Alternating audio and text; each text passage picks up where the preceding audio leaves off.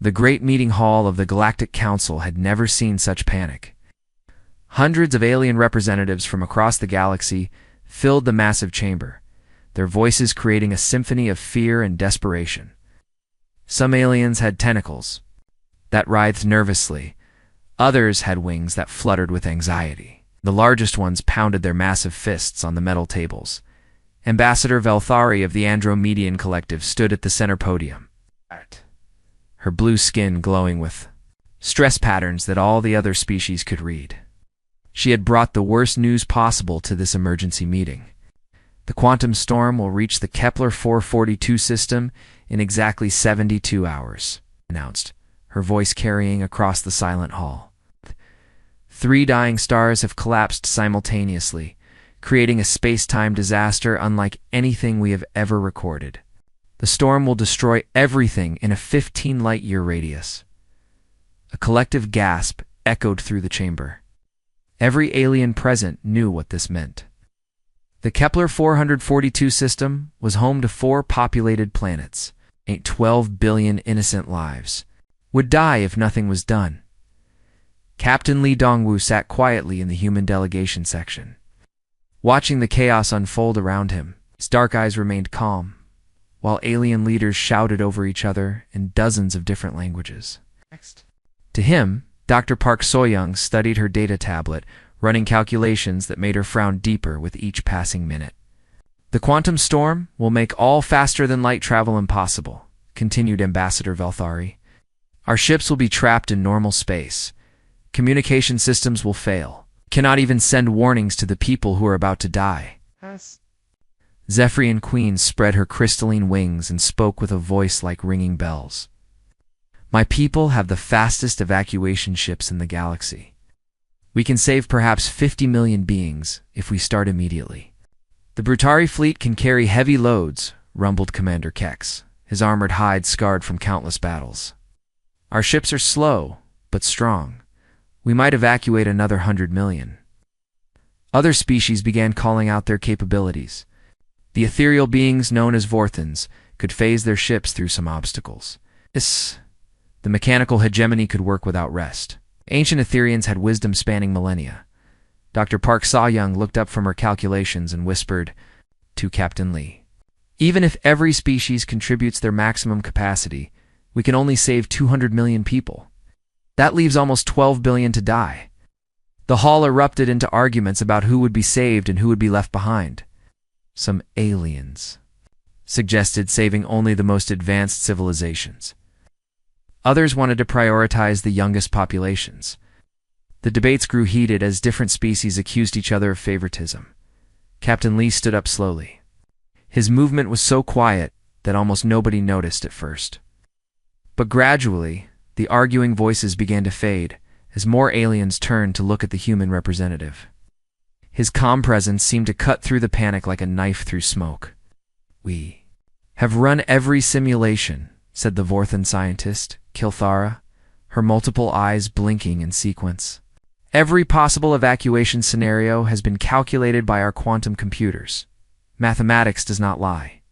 12 billion beings cannot be moved in 72 hours with current technology. Lieutenant Colonel Kim Jae-sung sat behind Captain Lee, his military uniform neat and pressed despite the long journey to the council station. He had seen that expression on his captain's face before. Usually right before something impossible happened. Communications officer Choi Young-hee checked her translation device to make sure it was working properly. She had a feeling that whatever Captain Lee was about to say would need to be understood perfectly by every species in the room. The hall fell completely silent now. Hundreds of alien eyes, sensors, and other sensing organs focused on the single human who had risen from his seat. Captain Lee walked slowly toward the central podium, his footsteps echoing in the vast chamber. Captain Lee, said Ambassador Velthari, her voice showing curiosity mixed with desperation. Do the humans have a proposal? Lee reached the podium and looked out across the assembled aliens. He saw fear in every face, tentacle, and optical sensor. These were the most advanced civilizations in the galaxy, species that had mastered faster than light, travel, energy, manipulation, and technologies beyond human understanding. Yet they all faced the same impossible mathematics. "We have studied your evacuation plans," Lee said, his voice carrying clearly through the hall's acoustic systems. "Your ships, your technology, your logistics, all very impressive. Any one of your civilizations could probably evacuate Earth's entire population in a few days." Some aliens nodded, wondering where this was leading. Others looked confused about why the human was stating obvious facts. "But you are all thinking like engineers," Lee continued. "You see, the problem is moving 12 billion objects from point A to point B within a specific time limit. You calculate cargo capacity, travel time, and fuel requirements." Dr. Park Soyoung smiled slightly. She was beginning to understand where her captain was going with this. "The quantum storm is not just an obstacle," Lee said, his voice growing stronger. "It is also an opportunity. You see chaos and destruction. You see untapped potential." The alien representatives began murmuring among themselves. The translation devices struggled to convert concepts that had no equivalent in many alien languages. Keelthair S. Multiple eyes blinked rapidly. "Captain Lee, are you suggesting that humans possess technology unknown to our quantum computers? Your species has barely achieved basic interstellar travel." Lee's smile was small but confident.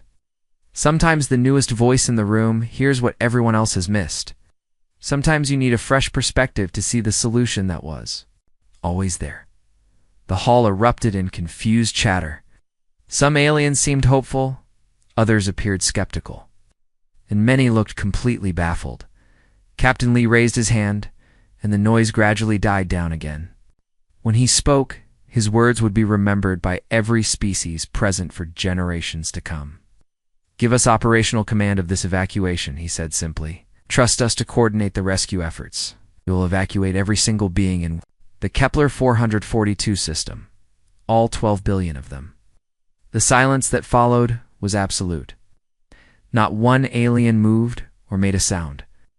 The very idea seemed to violate everything they understood about physics, logistics, and reality itself. Finally, Commander Keck spoke, his deep voice rumbling with disbelief. "Human, this is not a matter for hope or wishful thinking. Mathematics is absolute. Impossible remains impossible no matter how much we desire otherwise." Lee looked directly at the massive alien warrior. "Commander, with respect, humans have made a career out of proving that yesterday's impossible is tomorrow's routine. We have 72 hours to save 12 billion lives." He paused, letting his words sink in. "We've got this." 48 hours remained until the quantum storm would hit the Kepler 442 system.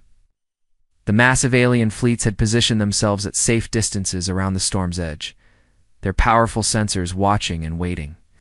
But instead of preparing for a traditional evacuation, the humans were doing something that made no sense to anyone. Chief Engineer Yoon Taman stood on the bridge of an abandoned mining station that orbited Kepler 442c. The station had been empty for decades, its mining equipment long since removed.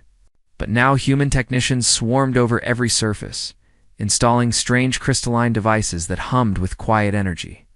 "The aliens are asking questions again," reported communications specialist Bei Jinwoo from his console. "Lead Admiral Korthik wants to know why we are wasting time on old mining stations instead of loading people onto ships." Yoon wiped sweat from his forehead and looked out at the other mining stations scattered throughout the system. Each one now crawled with human activity. "Tell the Admiral that we are exactly where we need to be. The evacuation will begin soon enough." Dr. Han Murray looked impossibly young to be leading a team of quantum physicists, but her fingers moved. Across holographic displays with the confidence of someone who understood forces beyond normal comprehension, she worked alongside Professor Lim Chang-ho, whose gray hair and lined face showed decades of experience with the mysteries of space and time. "The resonance crystals are responding perfectly," Dr. Han reported. "Each station is now capable of amplifying quantum frequencies by a factor of 10,000. Professor Lim nodded approvingly. "The positioning is critical. Every station must be in perfect mathematical harmony with the others. One miscalculation and the entire network will collapse." On Kepler 442b, the largest of the four populated worlds, something even stranger was happening. Human transport ships were arriving every hour. But instead of bringing evacuation equipment or emergency supplies, they carried musicians, artists, poets, and what appeared to be ordinary civilians with no special training. Fleet Admiral Korthik, of the Hegemony Navy, watched through his ship's sensors as humans set up what looked like concert stages in major cities across all four worlds. His mechanical brain ran thousands of calculations, but could find no logical pattern in their behavior. This makes no sense, he transmitted to the other alien fleet commanders. The humans appear to be organizing cultural festivals while 12 billion beings face extinction. The Zephyrian Queen's crystalline wings sparkled with confusion. Perhaps the stress of the situation has affected their reasoning capabilities. Some species do become irrational when faced with impossible odds. But Captain Li Dongwu remained completely calm aboard his ship, the Indomitable Spirit. Around him, his crew worked with smooth efficiency that spoke of absolute trust in their commander's judgment. Lieutenant Colonel Kim Jae-sung monitored troop movements across all four worlds, but instead of soldiers, he was coordinating artists and musicians. "Sir, we have confirmation from all stations," reported Tactical Officer Seo Junho. "The cultural teams are in position on every world. Park Haijin has her violin, ready on Kepler 442b. Na Seung-min is prepared to begin his poetry readings on Epsilon's 7 mining moon." Din, Captain Lee studied the displays, showing human activity across the entire system. To outside observers, it looked like chaos. But he could see the hidden pattern, the careful coordination that would soon reveal its purpose. "The alien observers are getting more concerned," added Communications Officer Choi Yun-hee. "Some of their leaders think we have given up on the evacuation entirely." Lee smiled slightly. "Let them wonder for now. In 12 hours, everything will become clear." On mining station Delta Nine, violinist Park Haijin tuned her instrument while technicians made final adjustments to the crystalline amplifiers around her. She was young, barely in her 20s, but her hands held her violin with the confidence of a master performer. Near her, a small crew set up recording equipment that seemed far too sophisticated for a simple concert. "Are you nervous?" asked Engineer Yoon Tamin as he checked the quantum resonance readings one final time. Park Haijin smiled. I have performed for audiences of thousands, but I have never performed for an audience of 12 billion people across 4 worlds. Simultaneously, across the system, similar conversations were happening at dozens of locations. Poet Na Seung-min prepared his readings on the small mining moon, his words carefully chosen not just for beauty, but for their quantum resonance properties. On Kepler 442d, a children's choir practiced songs that had been composed specifically. For their acoustic and mathematical properties, the aliens watching these preparations grew more puzzled by the hour. The Vorthon scientist Kilthera ran continuous scans with her ship's most sensitive equipment, trying to understand what the humans were actually doing. "The crystalline devices are quantum resonance amplifiers," she reported to the scientific observers. "But amplifying what?" "Musical performances have no known effect on space-time distortions." Dr. Park Saw-young worked frantically in her laboratory aboard the Indomitable Spirit, making final calculations that would determine whether humanity's impossible plan could actually work. Her screens showed quantum equations so complex that most alien civilizations would need their largest computers to process them. "The storm's leading edge will reach the outer planets in 18 hours, she reported to Captain Lee. "We are going to attempt this. We need to begin the synchronization sequence soon." Captain Lee walked to the main display showing the approaching quantum storm. It looked like a wall of chaotic energy stretching across space, destroying everything in its path. But where the aliens saw only destruction, Lee saw potential. "Dr. Park, what is the one thing that every advanced civilization in this galaxy has in common?" he asked. She thought for a moment. "They all developed mathematics and science before they developed art and music." Exactly, Lee nodded. "They approach every problem with logic and calculation first. But humans learned to sing before we learned to count. We painted pictures before we built computers. We created beauty before we understood the mathematics that made it possible. The approaching storm grew larger on their sensors, its chaotic energies already disrupting long-range communications between some of the alien fleets. In a few hours, it would begin tearing apart the outer edges of the Kepler system, Sir reported. Communications Officer Choi Yoni, incoming transmission from the Galactic Council. They are requesting immediate clarification of our evacuation strategy. Captain Lee looked around at his crew, seeing the same quiet confidence in their faces that he felt in his heart. They were about to attempt something that had never been tried before, something that violated everything the galaxy's greatest minds understood about physics and reality. Tell the Council that Phase 2 begins now, he said simply, and tell every human performer in the system to prepare for the most important concert in galactic history. The quantum storm's leading edge touched the outer planets of the Kepler system exactly as predicted. Massive waves of chaotic energy began washing over the abandoned mining facilities and empty space stations. Every alien fleet pulled back further, their sensors screaming warnings about the destructive forces approaching the inhabited worlds. But something impossible was happening on the mining stations. Dr. Park So-young stood at the main science console aboard the Indomitable Spirit, watching readings that made no sense, according to everything the galaxy's greatest minds understood about physics. The quantum storm was still there, still deadly, but it was beginning to show patterns where there should only be chaos. "Captain," she called out, her voice filled with excitement and disbelief, "the resonance crystals are working. The storm is actually responding to the quantum frequencies we are generating." Captain Lee moved to her station, studying the displays that showed energy readings from across the system. "Explain it to our alien observers, Dr. Park. They deserve to understand what they are witnessing." Dr. Park activated the communication channels, connecting them to the hundreds of alien ships watching from safe distances. Her young voice carried clearly across space as she began to reveal humanity's secret. "Music is not just sound," she explained. "Every note, every rhythm, every harmony creates patterns in quantum space. When humans discovered consciousness-guided technology during our early space exploration, we found that our minds could influence reality at the quantum level through creative expression." The alien fleet commanders listened in stunned silence as she continued.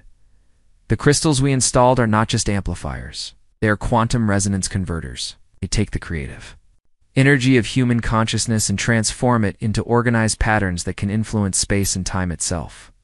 On mining station Alpha 3, violinist Park Hae-jin raised her instrument and began to play. The melody was beautiful but simple, something a child might recognize. But as the notes flowed from her violin, the quantum crystals around her began to glow with soft light. The readings on every alien ship showed the same impossible result. The chaotic quantum storm, instead of destroying the mining station, began to organize itself around Park Hae-jin's music. The deadly random energy started flowing in patterns that matched the rhythm and harmony of her performance. "This is impossible," whispered Vorthon, Admiral Zixthera, her multiple eyes blinking rapidly as she stared at her instruments. "Artistic expression cannot influence cosmic-level phenomena." But the evidence was undeniable. Across the system, more human performers began their coordinated concert. On Kepler 4-4b, 12-year-old piano prodigy Lee Yu-jin started playing a gentle piece that seemed to calm the quantum distortions around her planet. Her small fingers moved across the keys with precision that belied her age. Lieutenant Colonel Kim Jae-soon coordinated the ground teams from his position aboard the Indomitable Spirit. But instead of giving military orders, he was conducting the largest orchestra in galactic history. With performers spread across 4 worlds and dozens of mining stations, Phase 3 is beginning now, he reported to Captain Lee. All performers are achieving quantum synchronization. The alien observers watched their instruments in amazement as something that defied all logic began to unfold. Thousands of human performers, separated by millions of kilometers of space, were somehow playing in perfect harmony. It's not just musical harmony, but quantum harmony. That was actually changing the structure of space-time around them. On the small mining moon Epsilon 7, its poet Na, Sungmin began reciting verses he had written specifically for this moment. His words were not just beautiful language, but carefully calculated quantum patterns. It's designed to reinforce the musical frequencies being generated across the system. Chief Medical Officer Dr. Kwan Menesio monitored the biological readings from all the human performers. What she saw made her gasp with wonder and concern. Captain, the brainwave patterns of every human in the system are synchronizing. They are entering a collective consciousness state that we have never observed before. Individual minds are linking together across vast distances. The storm continued to grow, but instead of bringing destruction, it began to create something unprecedented. The chaotic quantum energy, guided by human creativity and consciousness, started forming stable structures. In space, corridors of organized reality began to appear between the planets, like tunnels of calm space cutting through the cosmic hurricane. Communications. Specialist Bei Jinwoo received transmissions from alien fleet commanders, who could barely believe what their sensors were telling them. The Zephyrian Queen reports that stable space-time corridors are forming between all 4 inhabited worlds. He announced, "The Brutari fleet confirms that the passages are wide enough for their largest transport ships." Engineer Yoon Taemin worked frantically at mining station Deltanine, adjusting the quantum crystals to maintain perfect resonance with the growing network of human consciousness. Sweat dripped from his forehead as he fine-tuned systems that were operating beyond any technology the galaxy had ever seen. "The corridors are holding stable," he reported, "but we need more performers to maintain them. The quantum load is enormous." As if responding to his call, children's choirs on all 4 worlds began singing. Simple songs that had been mathematically designed to support the quantum architecture. Their young voices, pure and clear, provided the harmonic foundation that kept the impossible structures stable. The alien fleets could only watch in silent amazement as the quantum storm, instead of destroying the Kepler system, began to transform it into a vast network of safe passages. The corridors pulsed with organized energy that followed the rhythm of human music and the patterns of human creativity. "They are conducting the storm like a symphony," whispered Etherian High Priestess Lamandra. "But they are using their entire species as the orchestra." Captain Lee stood at the center of the coordination hub, but he was not giving orders in any traditional sense.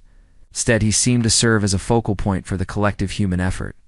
Around him, specialists like Navigator Kong Sojin and systems analyst Park Gunwoo worked in perfect synchronization, their actions guided by an intuitive understanding that transcended normal. Military organization Dr. Han Murray monitored the quantum field readings from her station, watching as patterns of impossible complexity held steady despite the massive energies involved. "The network is stabilizing," she announced. "We now have safe passages connecting all 4 worlds and every major population center. The evacuation can begin." But this would not be any ordinary evacuation. As the first transport ships began moving through corridors of organized space-time, protected by the songs of human children and the mathematical beauty of human art. Every alien in the galaxy realized they were witnessing something that would change their understanding of consciousness, creativity, and the very nature of reality. Itself, the impossible had become inevitable. Guided by the collective will of a species that refused to accept that 12 billion lives could not be saved, the evacuation began like nothing any civilization had ever witnessed before. Massive alien transport ships, some the size of small cities, moved carefully into the quantum corridors that pulsed with the rhythm of human creativity. The ships that had once seemed impossibly large now looked tiny as they traveled through tunnels of organized space-time that stretched between worlds. Engineer Yoon Taemin coordinated with pianist Jang Sua and sculptor Lee Dong-haen from his position on mining station Deltanine. The combination of technical precision and artistic vision created quantum tunnels that hummed with organized energy. Each passage vibrated with frequencies that matched human heartbeats and breathing patterns, as if the corridors themselves were alive. "Ship number 47 from the Brutari fleet is now entering Corridor 3, reported communications specialist Bei Jinwoo. "They are carrying 2 million refugees from the northern continent of Kepler 4 to be." Captain Lee watched the evacuation progress on his main display. Streams of ships moved through the impossible architecture like blood flowing through arteries. But maintaining these passages required constant human performance across the entire system. Etherian observer Nixandra spoke in whispers to her fellow aliens as they watched the evacuation unfold. It is as if they have turned the storm into a living instrument, and every human is playing a note in the greatest song ever composed. The quantum corridors were not simple tunnels. They were complex, three-dimensional structures that curved and twisted through space in ways that normal physics said were impossible. Ships could enter a corridor near one planet and emerge near another world millions of kilometers away, traveling distances that should take hours in just minutes. But the most amazing part was how the corridors adapted to the needs of each ship. When the large hegemony transport vessels approached, the passages widened automatically. When smaller Zephyrian rescue ships needed to move quickly, the corridors became smoother and more direct. Navigator Kong Sojin worked with a team of human coordinators to guide the alien fleets through the quantum maze. But her navigation was not based on mathematics or computer calculations. Instead, she listened to the music being performed across the system and felt the emotional resonance of the human consciousness network. The Vorthan medical ships need to reach the emergency shelters on Kepler 44 to see, she announced. Adjusting Corridor 7 to provide a direct path on the planet's surface. Children's choirs began singing lullabies that somehow made the space-time fabric smoother for the medical vessels. Their innocent voices carried a purity that translated into perfect quantum coherence, allowing the ships to move through space as easily as swimming through calm water. Dr. Han Mireille explained to the scientific observers how human consciousness could influence quantum fields on such a massive scale. Her young face showed the strain of maintaining mental connection with thousands of performers simultaneously. When humans work together with complete emotional and creative harmony, we can influence probability itself, she said, her voice carrying across communication channels to hundreds of alien ships. We discovered this during our early deep space missions. Crews that truly trusted each other could make impossible things happen. The alien fleet commanders struggled to understand what they were witnessing. Their most advanced computers could not calculate how the quantum corridors remained stable under such massive stress. The mathematics simply did not work according to any known laws of physics, but the evidence was undeniable. Ships carrying billions of refugees moved safely through passages, maintained by nothing more than human willpower and artistic expression. On Kepler 4 Fortuity, the most distant of the inhabited worlds, elderly storyteller grandfather Moon Jae-ho sat in a small broadcasting station surrounded by quantum amplification crystals. His voice, weathered by age but strong with conviction, recited ancient tales that somehow reinforced the structural integrity of the evacuation corridors. Long ago, he spoke into the microphone that transmitted his words across the system. There was a people who believed that stories could change the world. Today we prove that stories can save the world. His words were not just entertainment. Each tale he told created specific quantum resonance patterns that supported the impossible architecture the humans had built from organized chaos systems. Analyst Park Gunwoo monitored the stress levels on the quantum network from his station aboard the Indomitable Spirit. The readings showed patterns that violated everything scientists understood about consciousness and reality. Captain, we have ships from 17 different alien civilizations now moving through the corridor simultaneously, he reported. The network is handling cargo loads that should collapse any artificial structure. But the corridors held firm, maintained by the collective will of humans who refused to let mathematics determine what was possible. The largest evacuation fleet in Galactic history continued to move through the organized storm. Zephyrian ships that moved like dancing butterflies shared the same passages with massive Brutari, vessels that pushed through space like moving mountains. Vorthon medical ships phased in and out of different dimensions while staying perfectly synchronized with the human-maintained quantum fields. Dr. Park Saw-Young felt the strain on every human performer across the system through her connection to the consciousness network. They were operating beyond normal biological limits, their minds linked in ways that blurred the boundaries between individual identity and species unity. "We are approaching critical stress levels," she warned Captain Lee.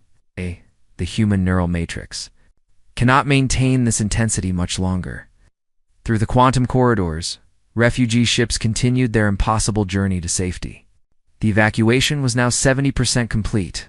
That still left over 3 billion lives depending on the humans to maintain the passages through the storm. Captain Lee could feel the exhaustion of every performer through the collective consciousness. Link. Young pianist Lee Eugene had been playing for 6 hours straight, her small hands somehow finding the strength to continue despite muscle fatigue. Violinist Park Hae-jin had collapsed twice but refused to stop performing, knowing that millions of lives depended on her music.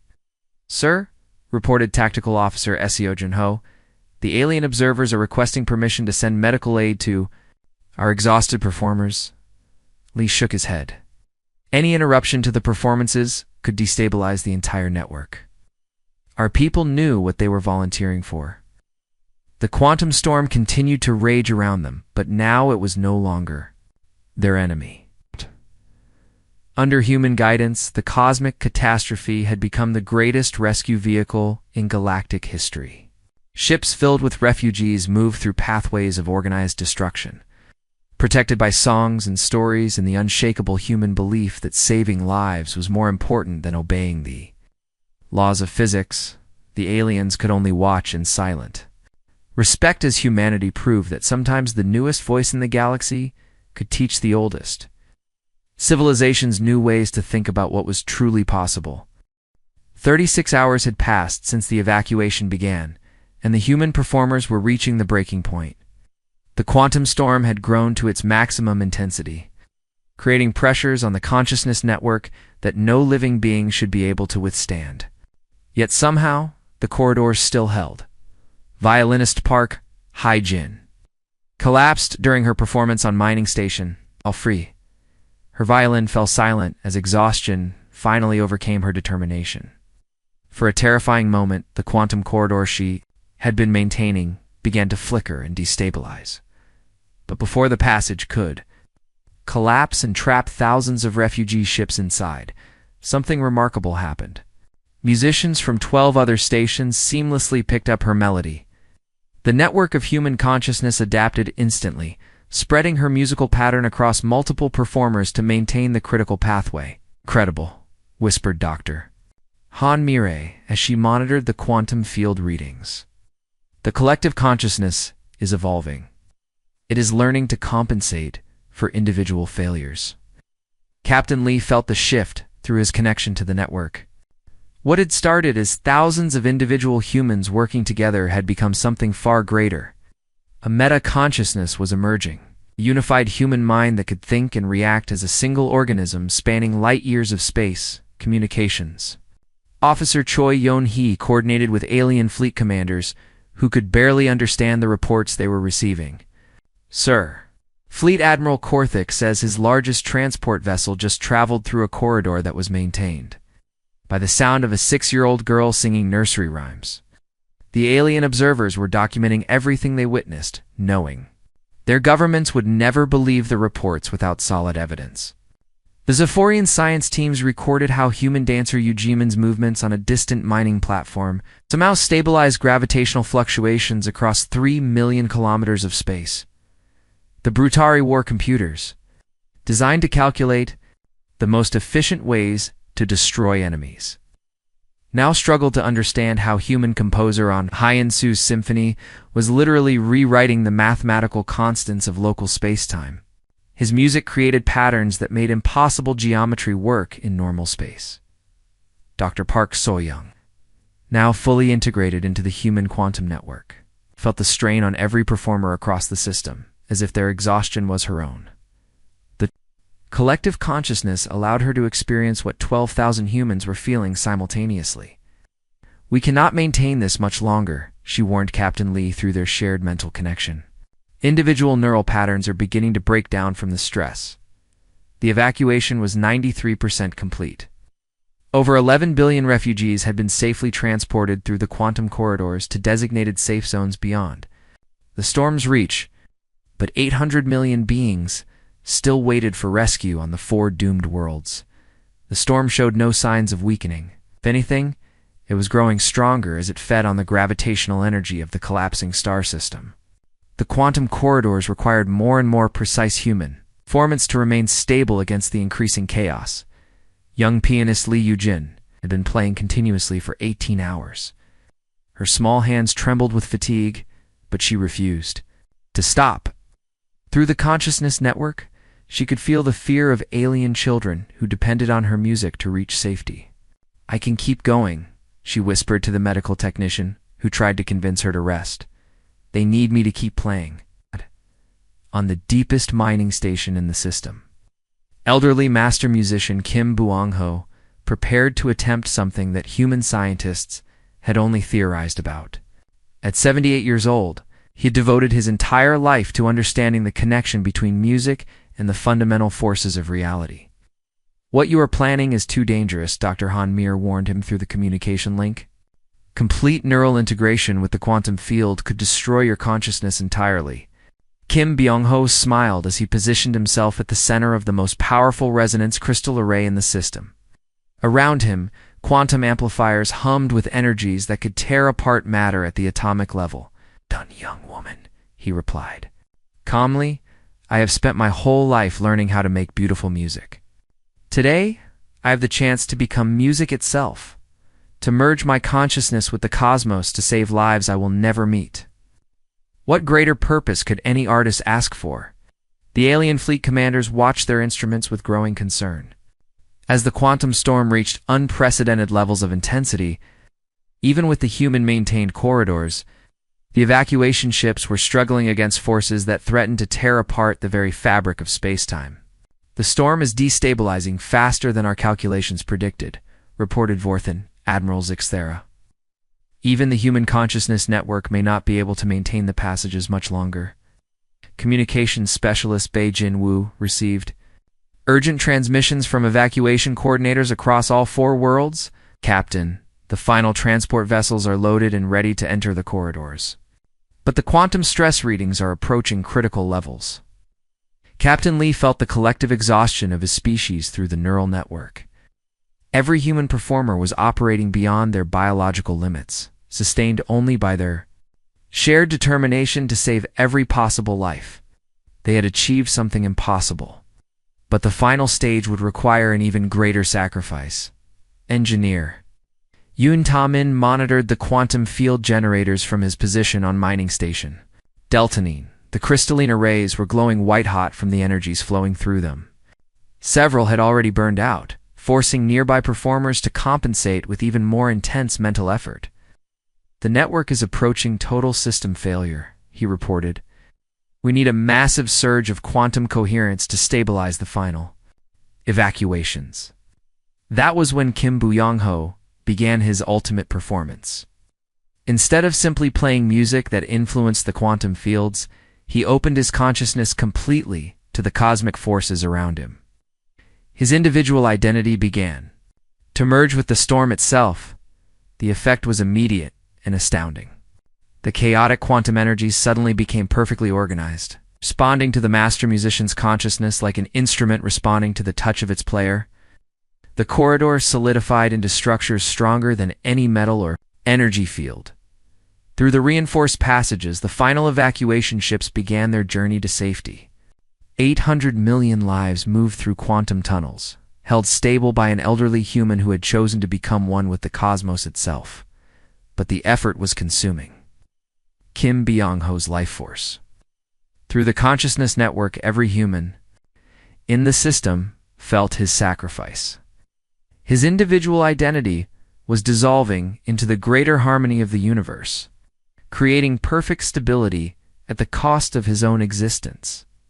The impossible was about to become inevitable, but only through the ultimate expression of human devotion to saving lives. Master musician Kim Byung-ho achieved what human philosophers had dreamed about for centuries. His consciousness merged completely with the quantum storm, transforming chaotic destruction into perfect harmony. His individual identity dissolved into something far greater as he became a living bridge between human will and the fundamental forces of the universe. The effect rippled through the entire system instantly. Every quantum corridor suddenly blazed with stable energy as the storm itself became an instrument played by collective human consciousness. The chaotic forces that had threatened to destroy 12 billion lives now sang in perfect harmony with every human performer across 4 worlds. Captain Lee felt the moment when physics bent to human determination. Through the consciousness network, he experienced Kim Byung-ho's transformation from individual musician to cosmic conductor. The elderly master had not died, but had become something beyond individual existence, a living embodiment of humanity's refusal to accept the impossible. The final transport vessels are entering the corridors now, reported Communications Officer Choi Yeon-hae, her voice filled with awe. All 800 million remaining refugees are beginning their journey to safety. The last evacuation ships moved through passages that now hummed with the perfect integration of human creativity and cosmic force.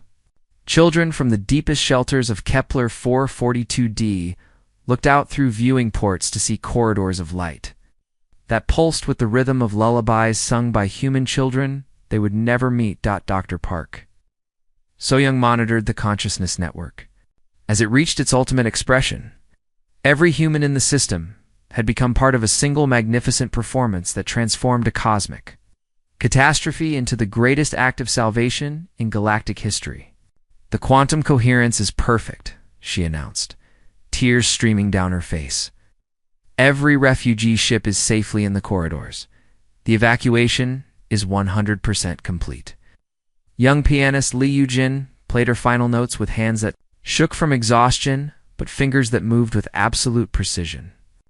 Through the network, she felt the gratitude of millions of alien children who would live to see another day because of her music.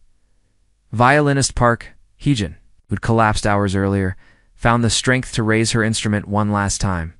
Her melody joined with thousands of other human performers in a crescendo that made the quantum storm sing with joy instead of destruction. The alien fleet commanders watched their instruments in stunned silence as 12 billion beings completed their impossible journey through corridors of organized chaos. Ships emerged from the quantum passages in perfect formation. Not a single vessel lost, despite traveling through forces that should have destroyed entire star systems.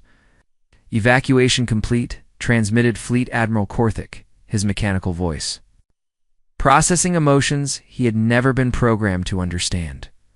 "All refugee vessels have reached designated safe zones." 0 casualties reported.